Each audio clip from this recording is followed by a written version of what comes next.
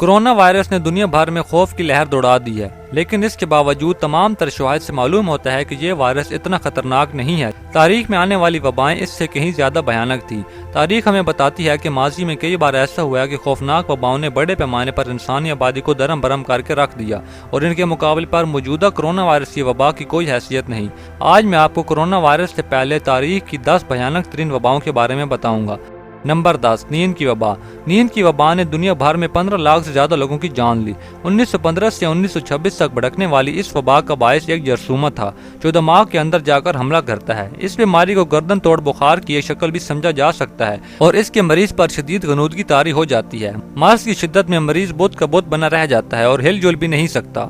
Number 9، ایشیائی flu. ایشیائی flu نے دنیا بھر میں 20 لاکھ سے زیادہ لوگوں کی جان لی۔ 1957 سے 58 تک چین ہی سے ایک فلو اٹھا جس نے دیکھتے ہی دیکھتے دنیا بھر کو لپیٹ میں لے لیا۔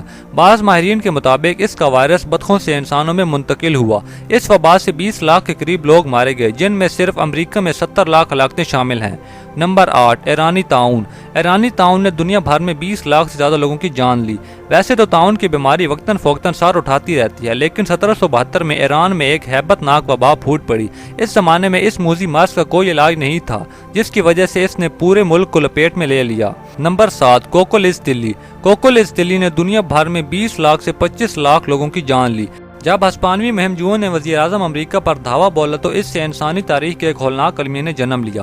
مقامی آبادی کے جسموں میں یورپی جراثیم کے خلاف کسی قسم کی مدافعت موجود نہیں تھی، اس لیے ان کی بستیاں تاراج ہو گئیں۔ نمبر 6، انتونین کی وبا۔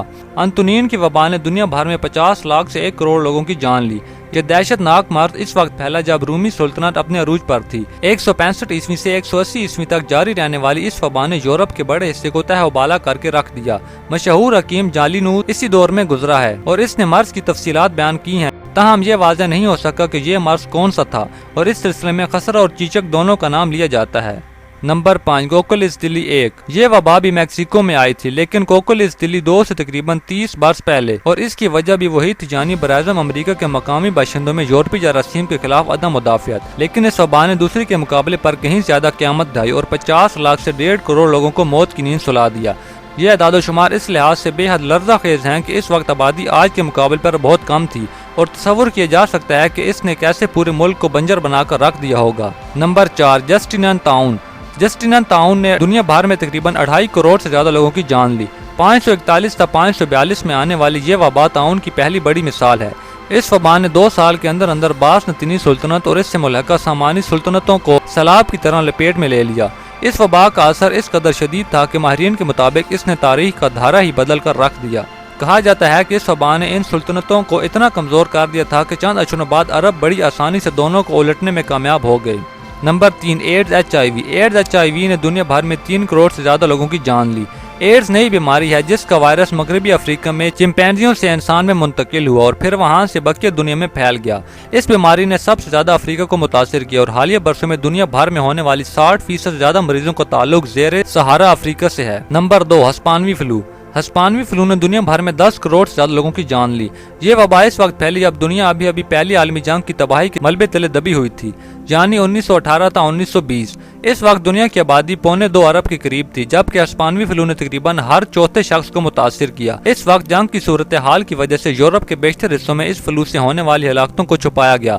عام طور پر فلو بچوں اور بوڑھوں کے لیے زیادہ مہلک ثابت ہوتا ہے، لیکن ہسپانوی فلو نے جوانوں کو خاص طور پر ہلاک کیا۔ نمبر 1، سیاہ موت۔ سیاہ موت نے دنیا بھر میں 7.5 کروڑ تا 20 کروڑ تک لوگوں کی جان لی۔ انسانی تاریخ کبھی اتنے بڑے سانحے سے دوچار نہیں ہوئی۔ 1347 سے 51 تک طاعون کی اس وبا نے دنیا کو اس قدر متاثر کیا کہ کہا جاتا ہے کہ اگر یہ وبا نہ آئی ہوتی تو آج دنیا کا نقشہ کچھ اور ہوتا۔ ماہرین کے مطابق طاعون کا جرثومہ مشرقی ایشیا سے ہوتا ہوا تجارتی راستوں کے ذریعے مشرقی وسطیٰ اور پھر یورپ جا پہنچا، جہاں وہ 30% سے 60% آبادی کو موت کے منہ میں لے گیا۔ تباہی اس قدر بھیانک تھی کہ پورے شہر میں مردوں کو دفنانے والا کوئی نہیں بچا۔ اس وبا کے اثرات کی وجہ سے تاریخ میں پہلی بار دنیا کی مجموعی آبادی کم ہو گئی، اور دوبارہ آبادی کی اس سطح تک پہنچنے کے لیے دنیا کو 2 سال لگ گئے۔